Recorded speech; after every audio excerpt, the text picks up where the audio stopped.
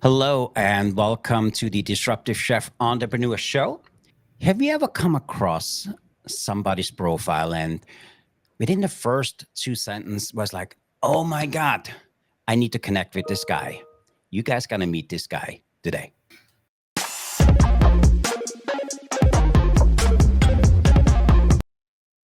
Hello again, and welcome. My name is Christian. I'm the host of the Disruptive Chef Entrepreneur Show.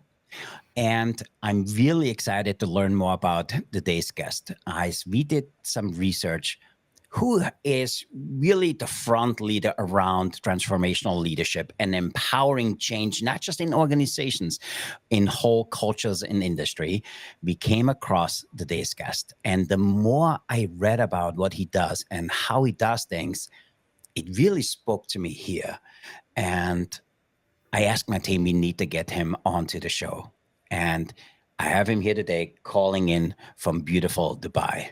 Mr. Laurent, welcome to the Disruptive Chef Entrepreneur Show. We're really excited to have you. Thank you, Christian. My pleasure to be with you. Thank you for inviting me in your platform. So as we spoke a little bit earlier before we started this show here, I'm just really fascinated about your background, how you came to do what you do today, and the impact you have in the industry. Help our listeners to stand a little bit on who you are, why Dubai, and how you wound up to be a transformational leadership expert. Yeah, here we go. So I'm Laurent Guitart. I'm a French, as you can hear with my accent. And I land in Dubai in 2006. I was always in love with an expat life. I love my country. I love my place, but I wanted always to fly away, to be to not to be anymore in comfort zone and to discover the world with a lot of diversity and a lot of challenges. And here we go. In 2006, I land in Dubai, but believe me or not, when I land in Dubai in 2006, I didn't know how to speak English. Believe me, it was hello, Wow. hello, hello, my name is Laurent. So I land in English speaking country, and I have to adapt very fast. And I have to work with a multitude of different gentlemen from all around the world. None of them was speaking French, and I didn't know how to speak English. So it was really putting myself in a new environment and put myself at risk and to adapt myself to a new environment and to kick off my new career, international career. Mm-hmm.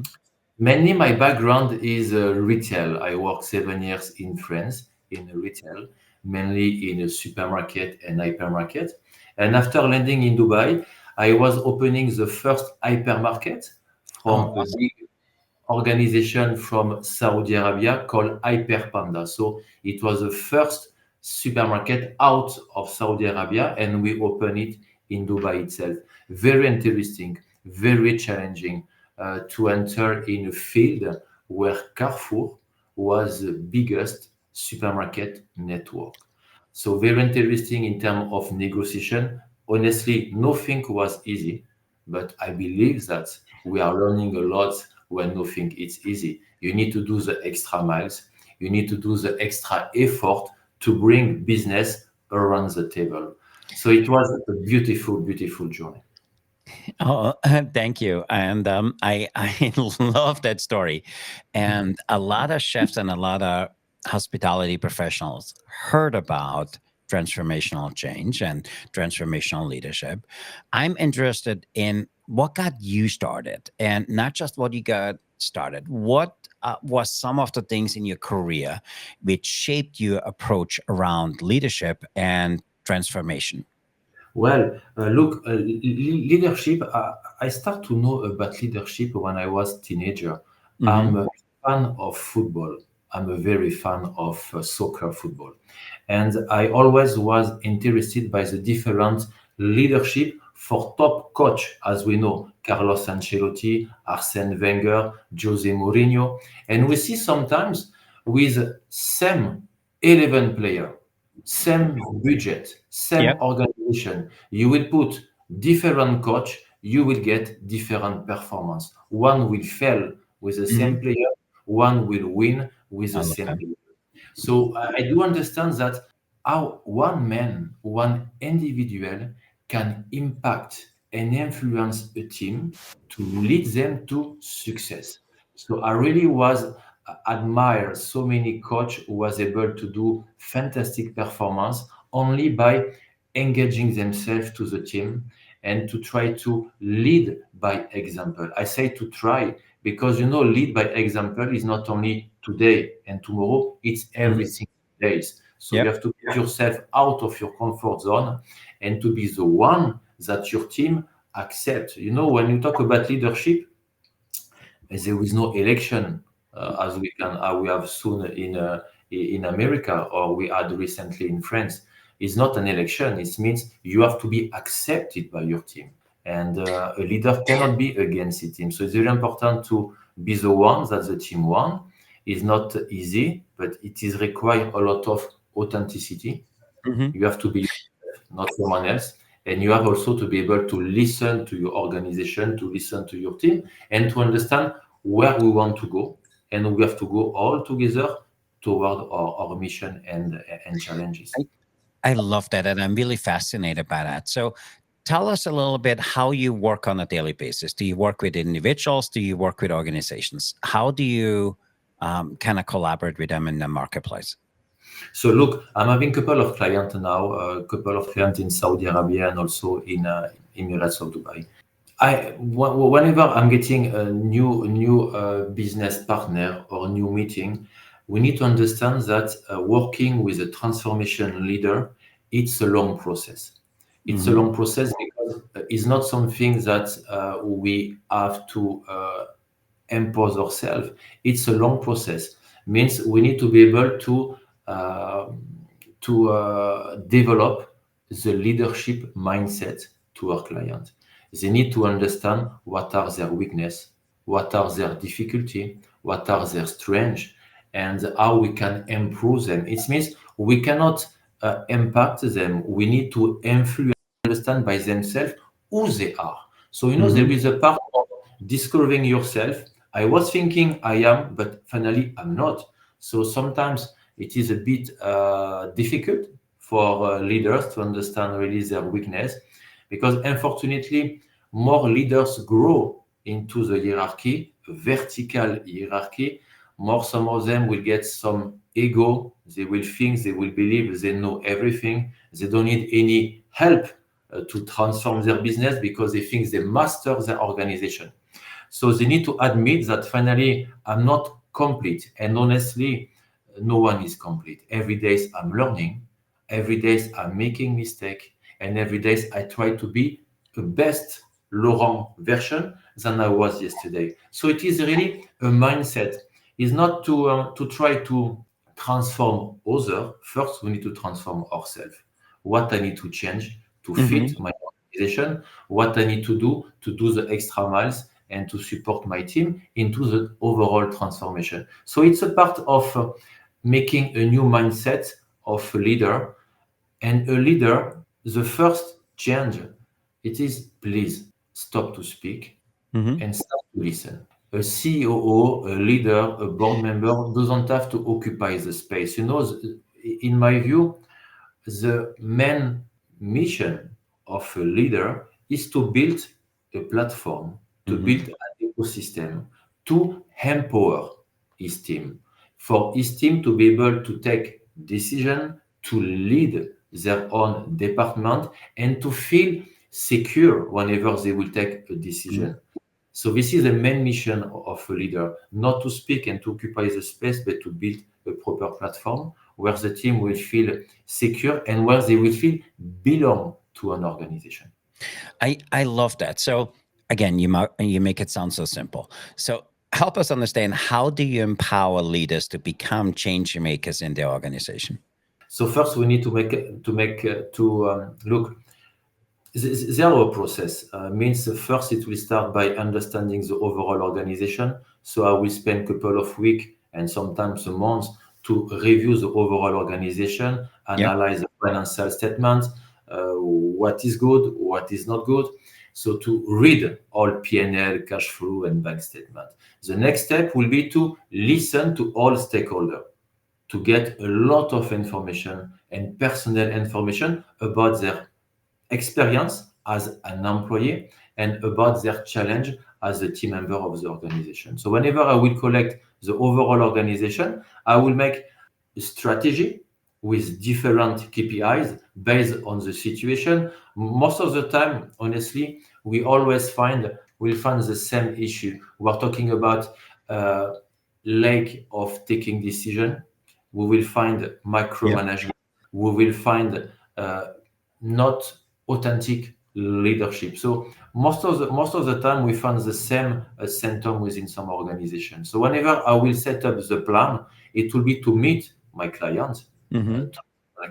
and to go through a new journey. So the new journey, mainly what I try to do, I try not to have this meeting inside their headquarters because I want them to be fully available for me I for love one that.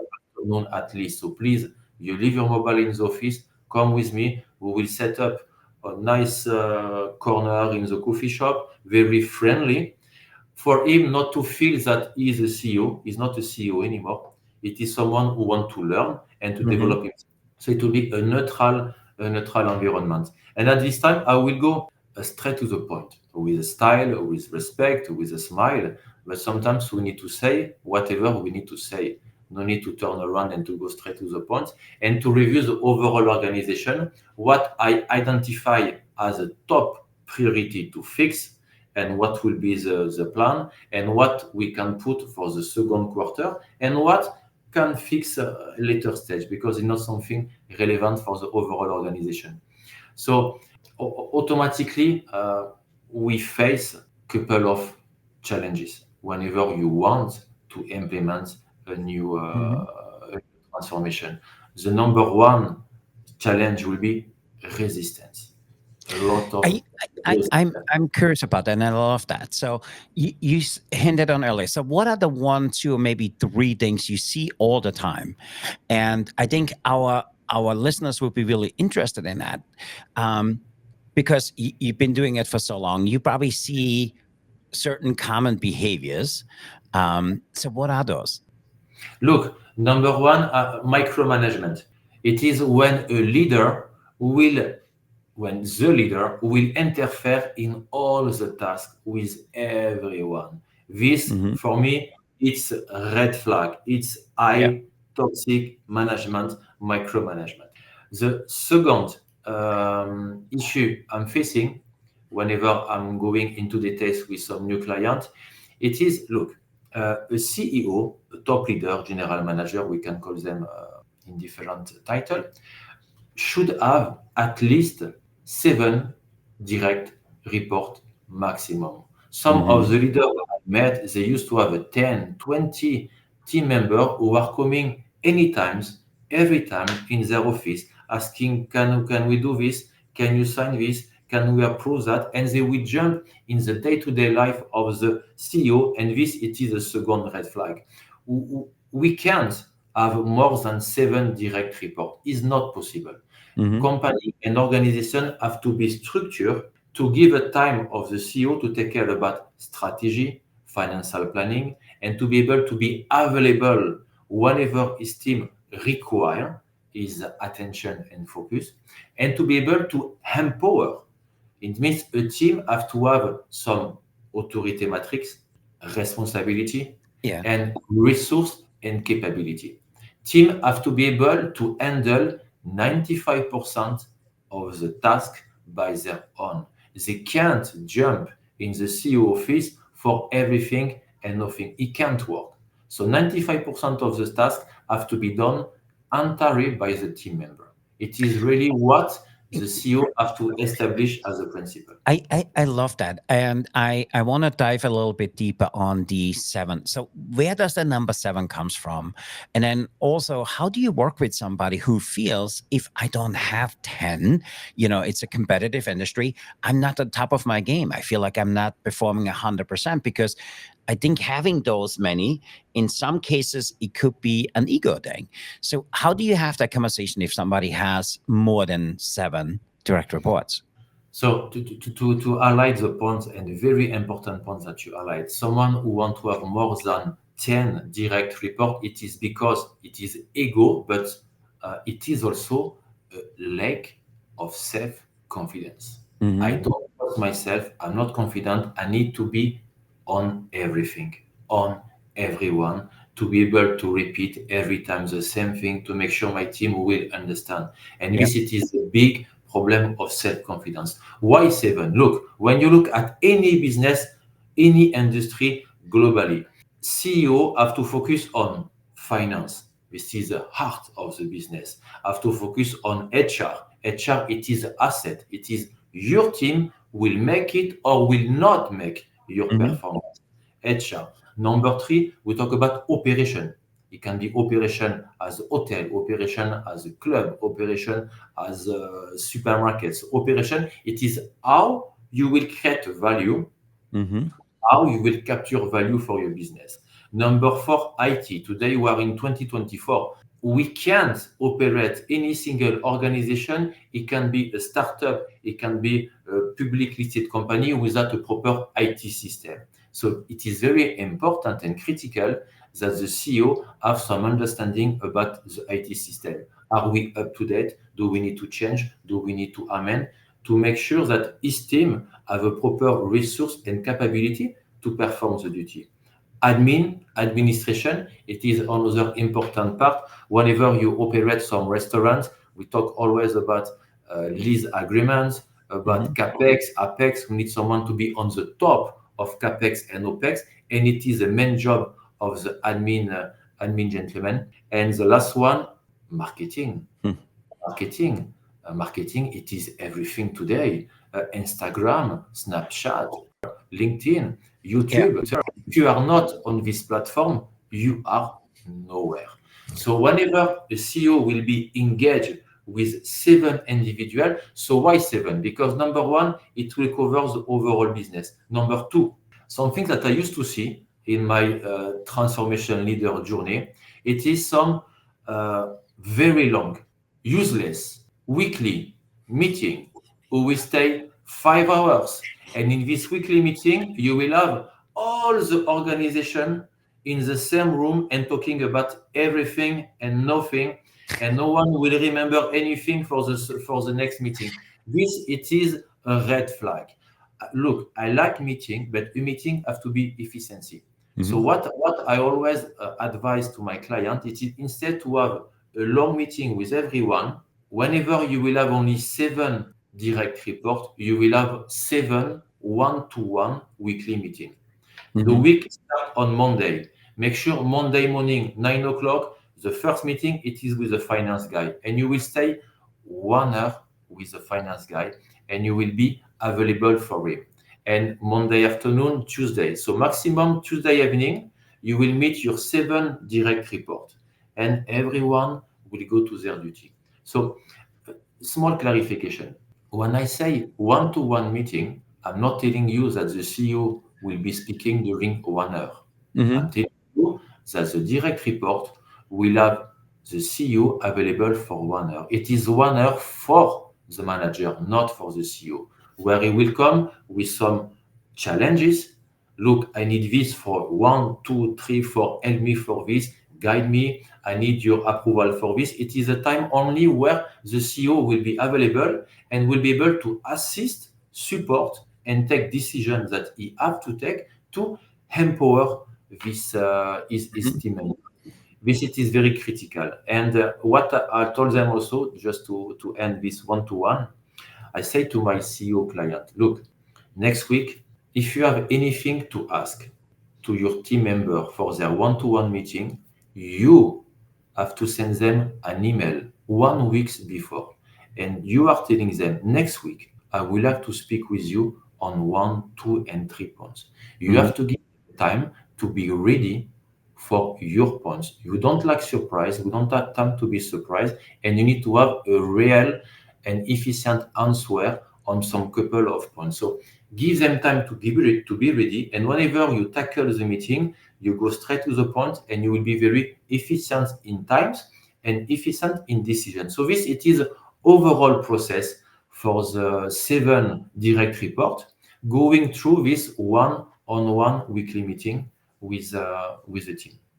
I absolutely love that, and there's a few things you touched upon. I want to go a little bit deeper, but I love the way you laid out. And to our listeners, if you just listen to or come into now, please go back 3 minutes and hear what he just said, because I worked in organizations where we had those 5-hour meetings, and 4.5 hours was a waste of my time. As a department head. I also had one-on-one meetings where I never had my position heard on the things I needed. It was more of a report out than actually getting some feedback back. And for me, that's absolutely crucial. And you absolutely nailed it on this one. And again, to our listeners, if you haven't done, go back and hear what you just said, because that alone will have a huge impact in your career and as a future leader. So can you talk to us a little bit? What are some strategies you use in guiding organizations and individuals through that transformation? So transformation, it is a long journey.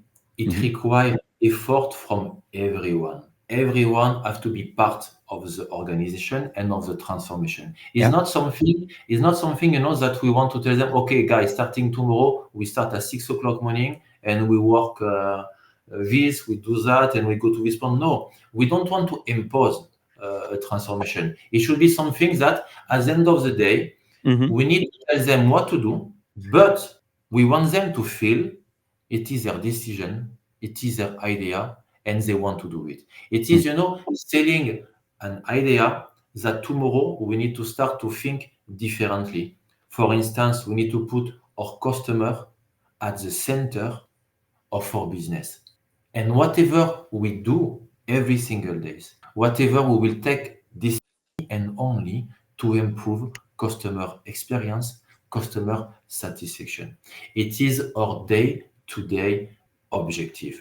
So the overall transformation can be massive transformation. For instance, it can be full reorganization structure when we need to organize the different departments. We need to think in a different way. We need, for instance, to have different level of training, work into KPIs.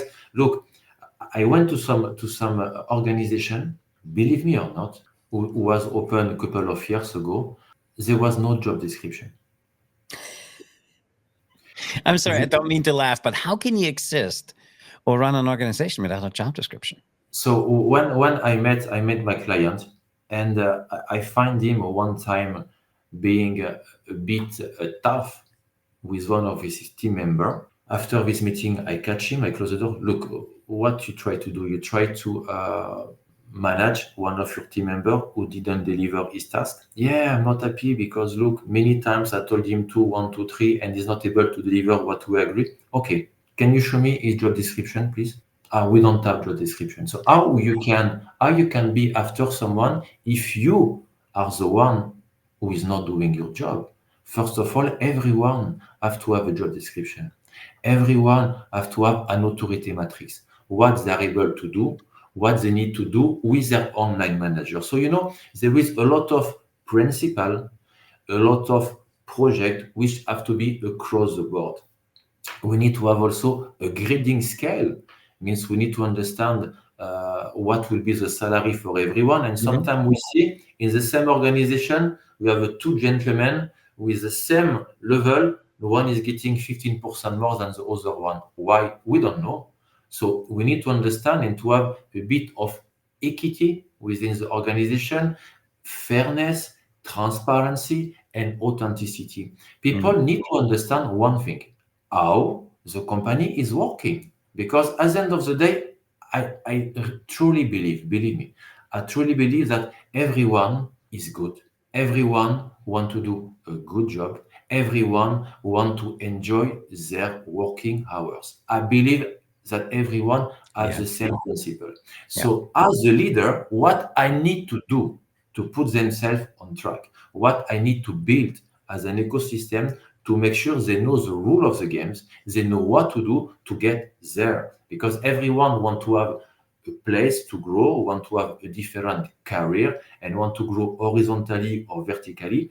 as per their aspiration. But it is one of the key. Whenever you have your own setup, Mm-hmm.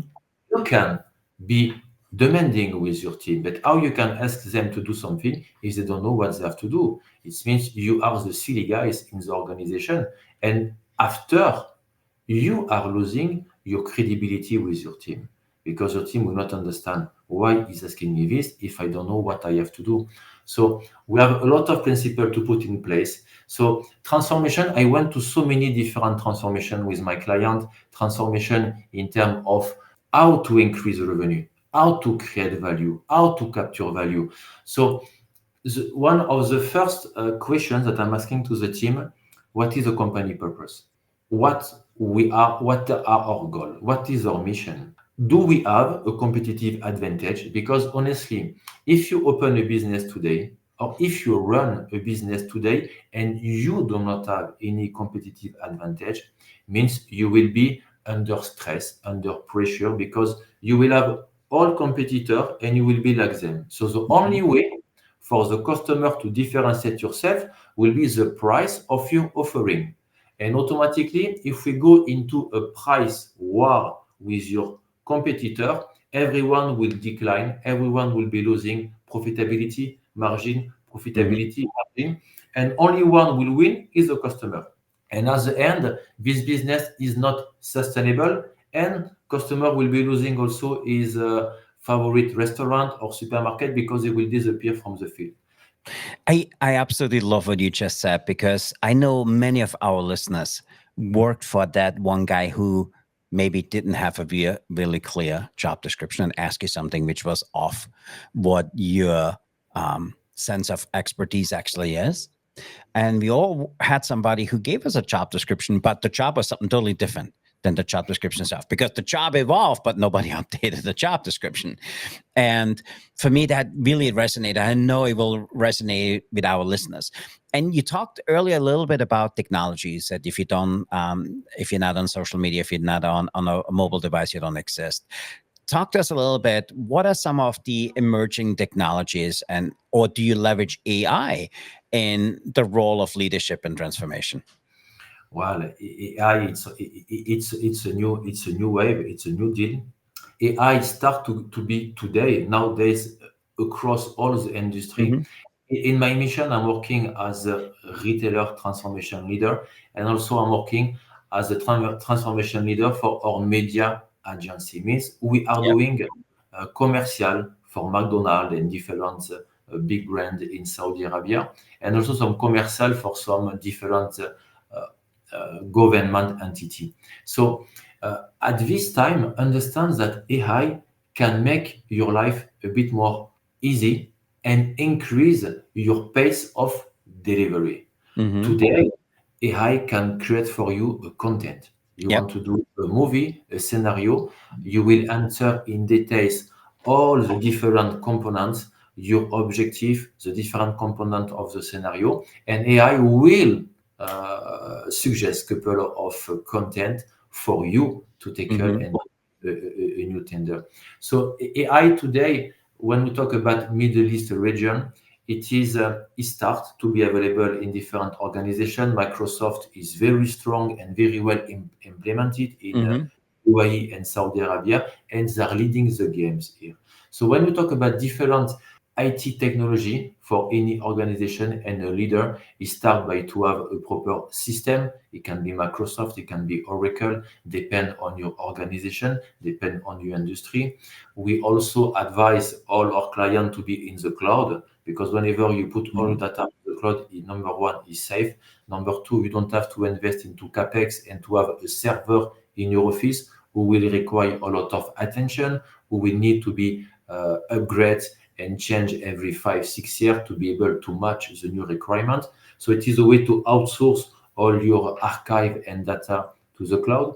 And after we talk also about POS, when we are into your industry as a Yep. restaurant or as a retail, a POS system, it's a key. It's a key to understand all the different ingredients to do one dish. So if you don't have a proper POS, how you can follow your stock, how you can track your expire, how you can track your out of stock, how you can be sure you are not overstocked, and after you have to put everything in the bin because product will become expired. And Mm-hmm. automatically it will affect after your cash flow because all your cash, instead to be convert into revenue, will be convert into shrinkage and into wastage. So this it is, in my view, a basic for any kind of business to understand what we are buying, what we are selling, and at what cost we are buying, what cost we are selling our product, to make sure we have a gap between our cost price here and our selling price. Because the Mm-hmm. company profitability will be the gap between cost price and Love that. selling price as a revenue. If you don't have this gap, you are working for free. And if you are working for free, your company will disappear soon because your company will not be sustainable. So it's very important to understand how to create value, how Mm-hmm. to capture value, and how to control your stock. If you don't have a stock accurate in your system, you don't know what you have, you don't know what you can offer to your customer, and automatically you may face a lot of challenges as a customer satisfaction and also as a loss of revenue because you don't have the product that your customer want to Mm-hmm. buy. So it is very important to have a 360 overview of your Yeah. overall organization. I absolutely love that, and for me, I can talk to you forever because I feel in the hospitality industry, that sense of real leadership and transformational leadership is really needed. And I really appreciate how you outlined that, what you do on a daily basis. And there was some really great nuggets in there. So for our listeners, if you haven't done so, make sure you like this episode, share it with a friend, maybe share it even with your boss, because maybe he doesn't have that job description you deserve. So looking forward a little bit, Laurent, talk to us a little bit. Where do you see the future of that whole transformational leadership is going, especially in the hospitality and business sector? Well, we see that a transformation is today, is tomorrow, it is every day. Everyone around the globe faced challenges during Mm, COVID-19. No one was ready for COVID-19. Some business collapsed, some yep. business born with the COVID-19, and some new job also was created to sustain COVID-19 and to be able to keep on living with a different setup and different process. So I see in mainly in this industry a lot of change. We are going step by step into, I call it, an hybrid Mm-hmm. organization. Because at the end of the day, we need to merge two business. I always disagree when some business people are saying that it is offline against online. I will tell you it is online with offline. Mm-hmm. Both of them have to work together. And I develop a concept called hybrid concept. Means we need to be able to develop both of them because both of them are offering different aspects of business, different solution for business, and different solution for the customer. So tomorrow, 100% of the business will be hybrid with a digital platform. Digital platform, it is a way to connect with your customer. It is a way to connect with your supplier. It is a way to connect with your bank and your Mm-hmm. different stakeholders. So it is a common platform to facilitate and make an interface easy with all your stakeholders. I Yep. believe also, sorry, No, no, no, no. Go on. I said I totally agree with you. I believe also that we need to have, and I still believe on the traditional retail business Yeah. where Agree. we need to focus on authenticity. Sometimes, a lot of things today don't need to be changed, doesn't need to be transformed, but have to be done. I'm talking about smile, greeting, welcoming, listening. Whenever we are with our guest, with our client, with our customer, we need to ask a question to get a proper feedback from the customer, what they like, what they don't like, what they Mm-hmm. want, how we can serve them better. So it is to be able, again, to build a platform where customer and guests will be very sensitive and very happy to share their own experience and to understand really what they want. And everything can be gathered to some system. We talk about chatbox, we talk about AI, we talk about e-learning machine. All these crazy device are here also to assist, but not to replace the chef. The chef is a chef. The Mm-hmm. chef know how to do the thing. The chef have some expertise, have some understanding. And today we see that uh, kitchen is evolving. Kitchen is changing. We went to some traditional kitchen, street kitchen, fusion kitchen. We are going to different level of kitchen because we understand that the world change, the Mm-hmm. world is moving, the world is not static, but the world is dynamic. So if tomorrow the world change, me as a chef, as entrepreneur, I need to change. Or you change or you die. This is equation. It is not more simple than this. You change or you die. And it is something that people need to understand and to take the proper decision to move forward. I love that. And thank you for the gift of your time. And also thank you for sharing as freely as you did. There was some really great information there. And you broke it down really simply and gave our audience a step by step process. So I want to say thank you for that. So if somebody in our audience said, I need to know more about Laurent, how can they find you? How can they get a hold of you? Look, I'm a simple guy who like a simple. I have a lot of people. I got it from my parents. We talk about Mhm. respect, education, about listening, about helping others. When I was a CEO and have a different responsibility, I define myself as a servant leader. Mhm. Whenever you are getting some responsibility, is not to keep all the authority with you and to rule your organization. It is to serve your organization, to give back to your team whatever they need. So I define myself as easy guys who like to give an impact to people's life, like to influence positively people around me, and have to see how we can make this world a bit better tomorrow. It requires a bit of smile, a bit of happiness. I don't think it's required a lot, but everyone have to do the job. Everyone have to do the small effort required. Everyone have to do the extra miles. So I think everything can be, more you grow, more you get mature, more you go into some difficult challenge. And believe me, I face in my life a lot of difficult challenge. I fail, I did some mistake, I learn, I step back. But if you go to this process with a positive state of mind, you are learning instead of you are failing. And automatically you will become a different person because you decide to admit, acknowledge your mistake, to learn and to grow. This is really a main side that I want, that I try to inspire my kids around me, my friends, my wife. We need to think differently Mhm. and to be positive. Positivity can break any kind of challenge, believe me. I love that. So thank you for sharing that. So our listeners know that we wrap up every interview with rapid fire questions. But before we do this, if you haven't done so to our listeners, make sure you save this episode. Make sure you share it with your friends. Leave a comment. We listen to every single one of them. We want to know what you think of this kind of leadership and being a transformational agent in your industry. So with that, my team gave me a brand new set of rapid fire questions. Are you ready for that? I born Yeah. ready. First question is pineapple on pizza, yes or no? No. You just made a lot of people very upset. Um, if you Question number two, if you were a kitchen utensil, which one would you be and why?